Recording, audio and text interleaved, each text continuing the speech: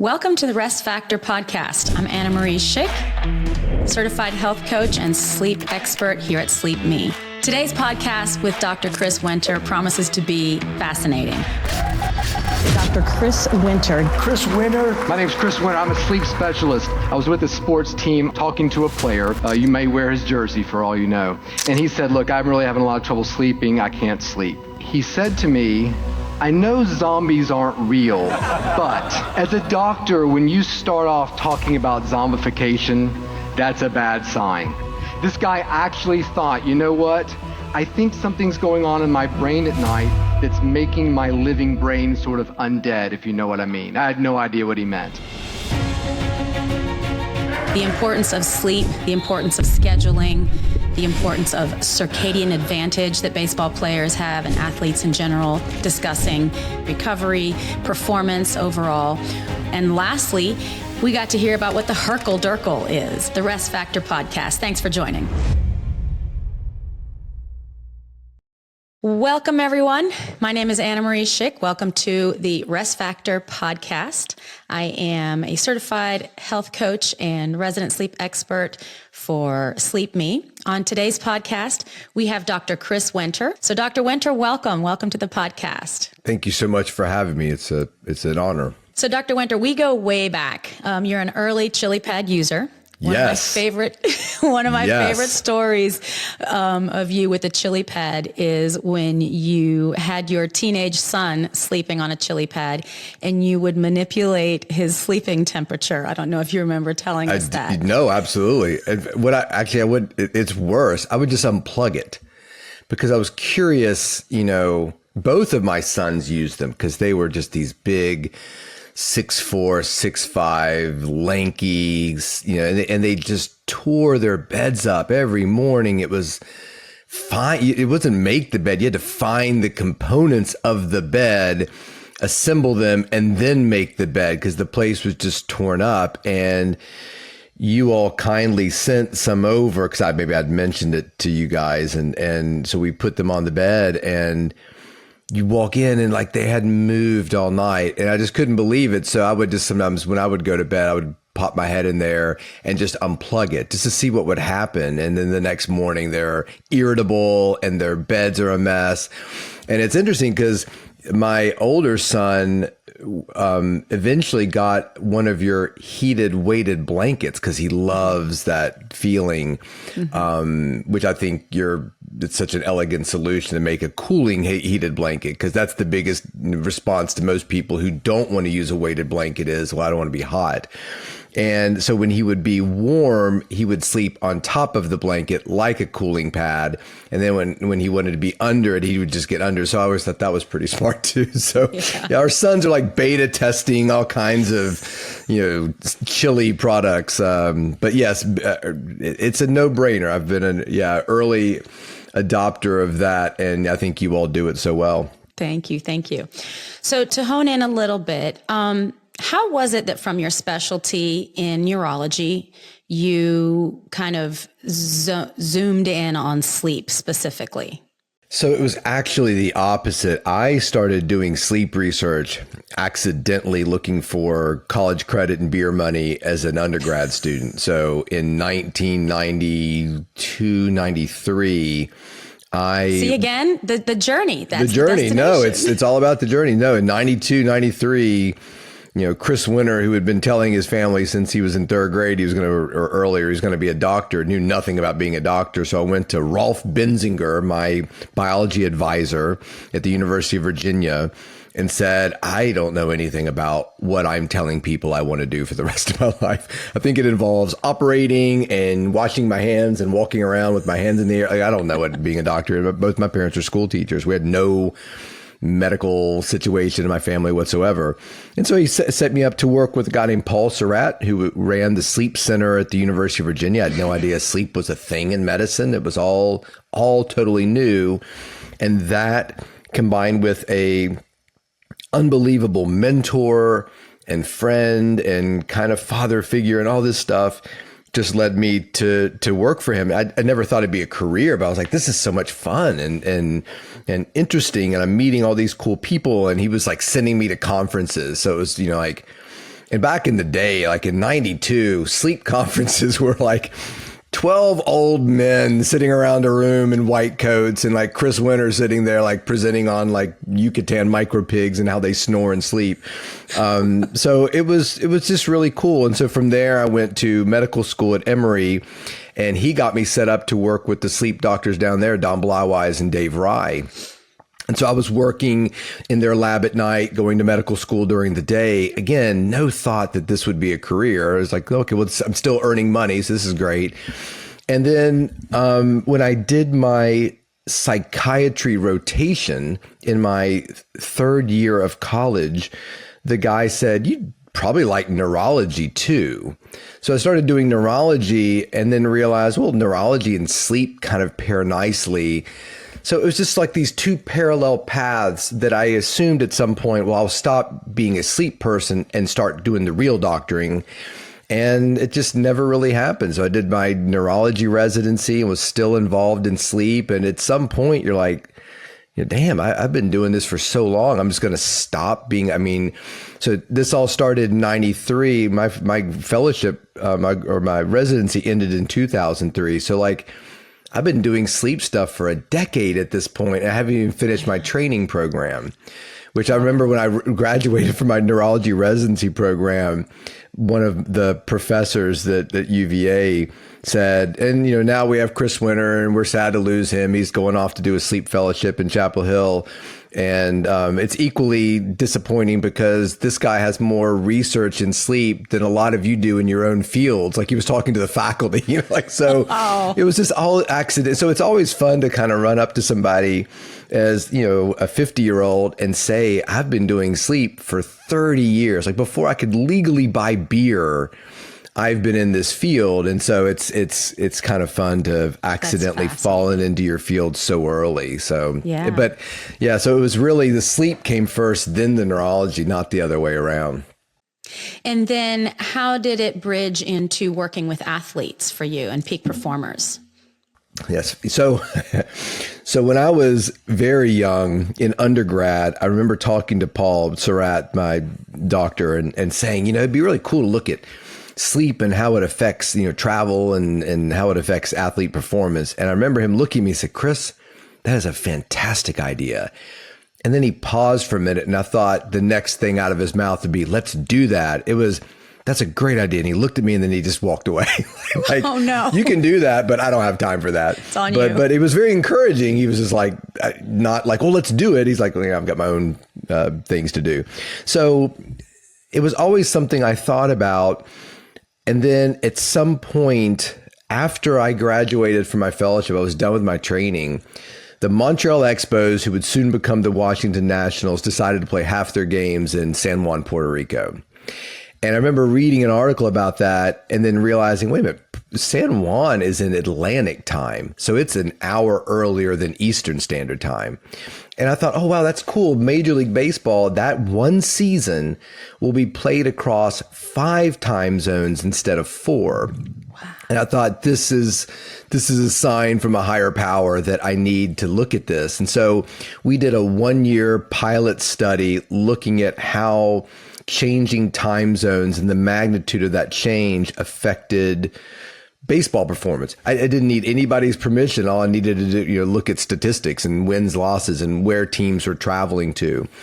So it was painstaking research because you had to figure out where every team was every day for the entire season. And I presented that at a conference and ran into some people they thought was really interesting.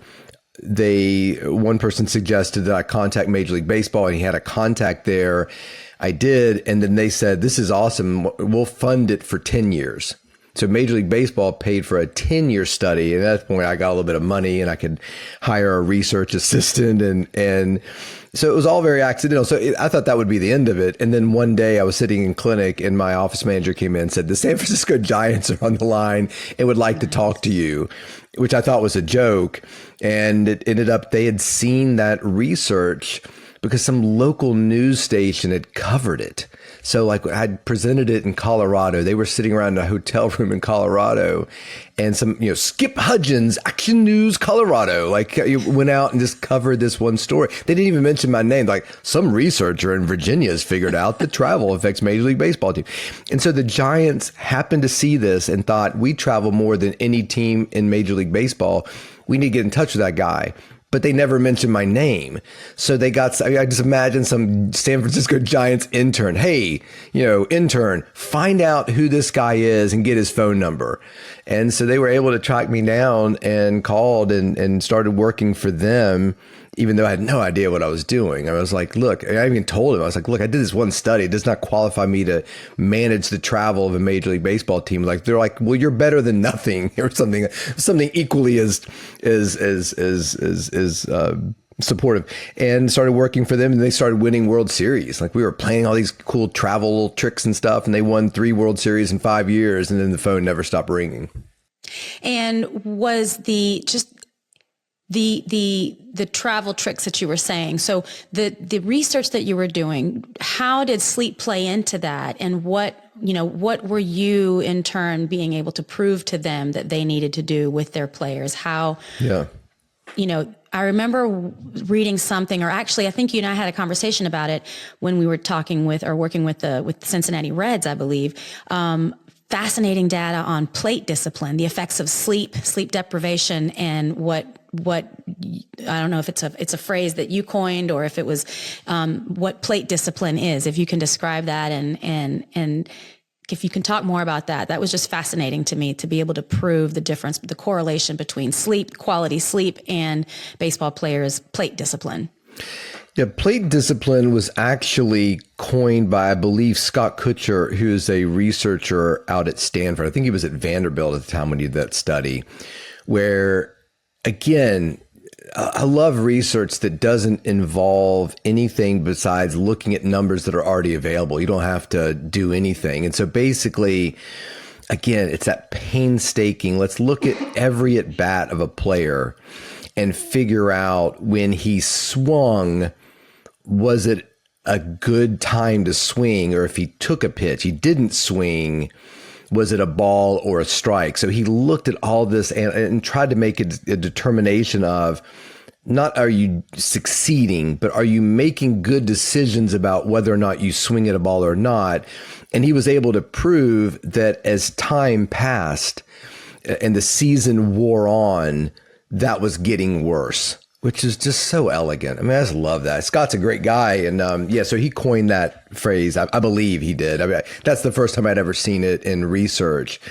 We were looking at something called circadian advantage. That was so meaning that there's home field advantage. You're playing where your fans are, but you can be the home team. So, I work for the Dodgers. Imagine the Dodgers have been out in Atlanta, and they played 3 games in Atlanta, and they flew up to Baltimore and played 3 games against the Orioles, and then they came home. So when they came home, yes, they're the home team, but they're still very much on Eastern Standard Time. It's going to take a few days for them to acclimate. So let's say that the Dodgers are now back in LA. They're going to play the Braves. So you would think, Dodgers home field advantage. They're playing the Braves, who are from the East Coast. This is easy. The Dodgers probably a big advantage there. Well, if you look, the Braves just got back from playing 3 games against the Padres, and before that, they were 3 games against the Mariners. So the Braves are very acclimated now to being on the West Coast as they fly into LA to play. The Dodgers are very much not acclimated because they just got back from Atlanta last night, on a late flight. So the Dodgers have the home field advantage, but the Braves have the circadian advantage. So that was the term we came up with, which I'm not sure matters to anybody besides baseball players and gamblers. Even my son was like, betting. I'm very uncomfortable with how prolific betting is right now, which gives you a sign of my age. But I think a lot of people pay attention to that kind of stuff. Dad, tell me more about this circadian advantage, because I want to place my little $5 bet on some team or whatever, whatever. That's insider information. It is. It's not funny. Everybody's privy to. When I was in Minnesota, I presented data on the tenure study at a conference, and a guy came up to me and said, "This is really, really good stuff. You did a really good job." I said, "Oh, thank you." I said, "What do you do?" And he said, "Well, I'm a professor at Michigan, but before that, I was a math major, went to work for a bookie in Vegas, and then went back to grad school. And I don't do any of that anymore. But when I was working in Vegas, my job as a math person was to crunch numbers and create these lines." And he said, and I'll never forget, he goes, "Your data here is about what we used," which I thought was really interesting, that I had discovered nothing. Do you know what I mean? Maybe within the sleep scientific community, sure. Oh, this is really interesting. Circadian advantage. But there were mathematicians and these number crunchers in Vegas that probably knew that for decades and probably were mad. Like, oh God, some guy now is like figured it out after all these years. And now everybody knows that, you know, this travel affects things and stuff like that. So I was like, at once he like confirmed it's like when you do a math problem and then you look at the answer like, "Oh yeah, you got it right. Good job. You know, A+." So at once he confirmed me, but at the same time, it was kind of like, I didn't do anything new here. I just did it in a different format. But you know, That's awesome. I don't know if I've ever had an original thought in my life, and that kind of proved it. Well, I mean, we're not here to reinvent the wheel. I think a lot of it is educating, right? That's right. No, absolutely.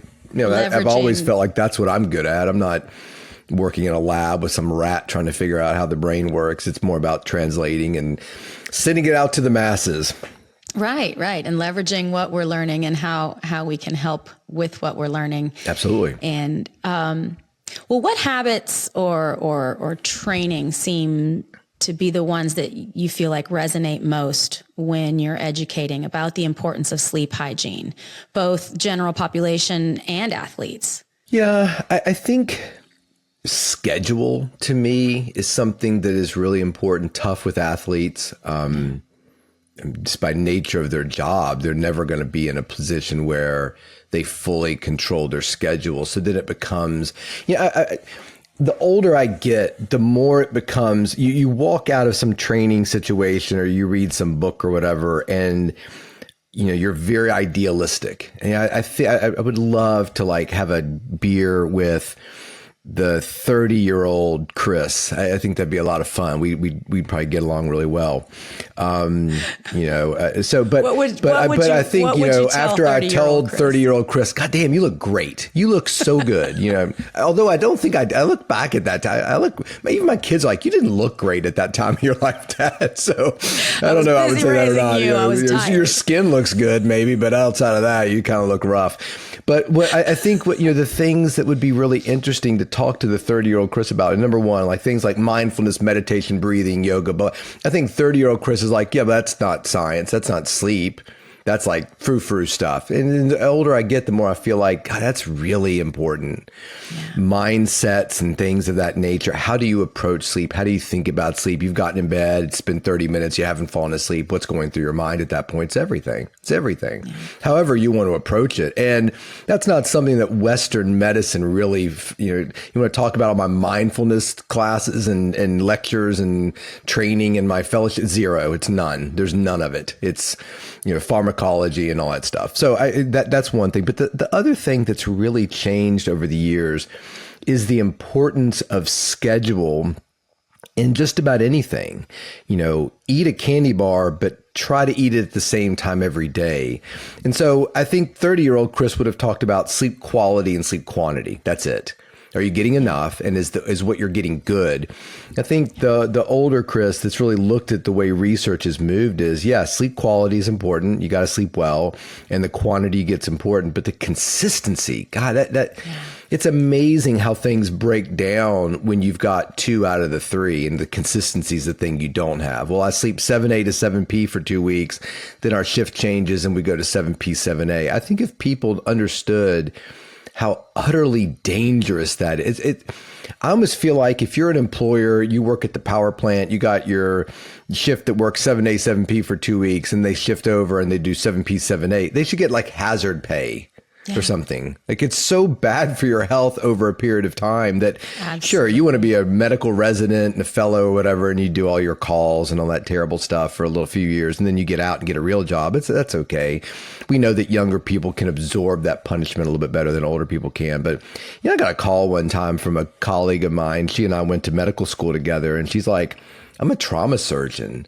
And like what you say about sleep scheduling kind of upsets me. It concerns me because I'm never going to have a schedule because trauma happens 24 hours a day. And sometimes I work nights, sometimes I work wee hours, and I don't, you don't know what to say. I don't know what to say to you. It's kind of like, I want to eat a lot of junk food and processed food. And what can I do besides not eating it? No, that's it.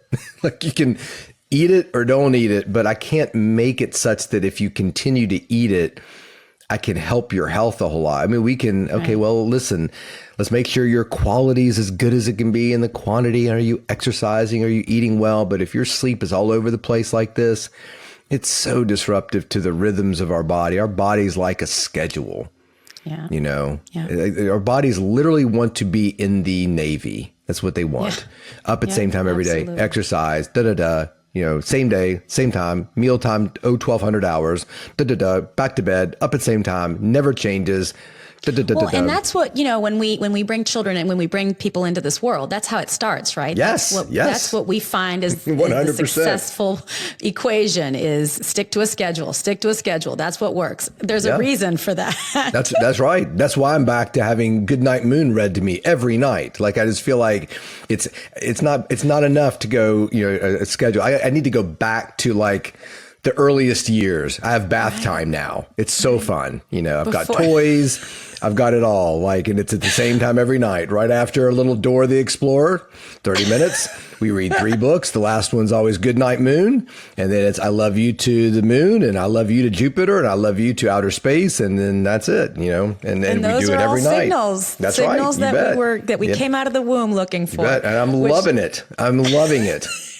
So this brings me to one of my closings with you. I was looking at one of your recent Instagram posts, and if you don't follow Chris Winter, you should. And I found something really interesting. Can you explain the concept of Hurkle-durkling? Oh yeah. That would maybe. So Hurkle-durkle is a Scottish term that basically means being in bed with really nothing to do. And my wife actually sent it to me. She's always like, oh, this would be a fun thing to talk about in your podcast. And I liked it because so we're back to the schedule. And this is the great thing about the paradox of sleep is, well, wait a minute, Chris, you just said schedule is so important. You got to do it this way. Yeah, schedule is important, but I don't think we should lose sight of how nice it can be when you're on vacation, maybe somewhere you're in the Alps or something, and you wake up and you open up the window and it's this beautiful view of the Matterhorn or something.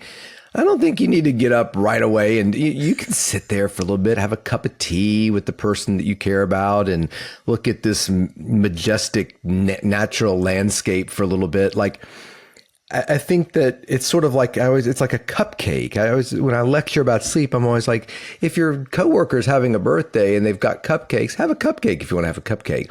If your diet consists of mainly cupcakes, that's the problem. So, I think that, maybe that's another thing the 50-year-old and the 30-year-old disagree about is let's try to do our best most days.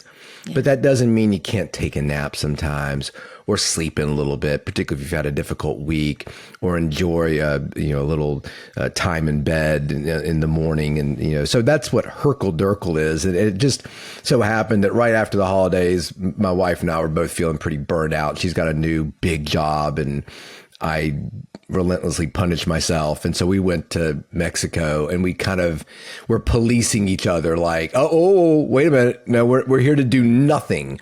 In fact, at one point, 24 hours into the doing nothing, I looked at her and said, I've never done so little for so long, and I'm not entirely comfortable with it. I feel like things are on fire, so it's like after, do you ever have the thing after a week of vacation, great. But if you do that 2-week bigger vacation, on day 8, you're like, oh God, the emails, that I'm going to have to deal with when I get back to the real world are going to be awful. Like that's when I'm like in the bathroom, I'm going to the bathroom, but I'm on my email, like, answering emails and trying to like make some progress. So I don't have to come back to 700 unanswered emails. And where God. are you? We're sending out secure, search and rescue for you, Chris. Why are you not answering? So I don't know. Retirement might be a nasty situation for me. We'll see if that even happens, but that'd be a good podcast. Retired Chris doing nothing and telling you about his day. That would probably be really popular. King of the Hurkle-durkle. That's right. Well, so how can people learn more about Dr. Chris Winter and what might be coming down the pike? Okay, well, if you want more than this, sure. I'm at Dr. Chris Winter. That's my Instagram that you were referring to. That's where I'm mainly active. Social media is fine. I just sometimes don't have time for it, and you just got to look a certain way and all that good stuff.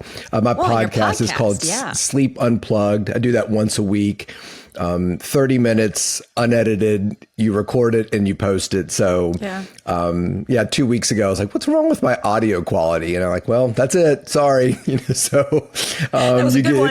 shabby chic, as somebody wrote me one time. I love your podcast. It's so shabby chic. I'm like, yeah, because I record it with like an 8-track recorder kind of thing, like your grandfather used to use. What else? I've got 2 books, The Sleep Solution and The Rested Child. And if you don't want to read it, there's audio versions of it and Kindles and stuff like that. Beautifully written, by the way. Early on, they were actually early on in my whole background has been in health and wellness, but sleep started becoming, my focus in around COVID 2020. Yeah. And your 2 books were 2 of my main staples that's every morning. Nice for you to say. Absolutely. So learning from you has been an honor, and being able to speak with you today also. So that concludes our podcast for today. Unless you had some other things that you wanted to say, Dr. Winter. It's okay. I just appreciate you doing what you do, and the more, rational voices we have about sleep that are thoughtful and not, pushing weird things. It's great. So hopefully the rational can drown out the irrational. Sleep's pretty easy. We can all be good, or at least better sleepers. So appreciate what you do too. Absolutely.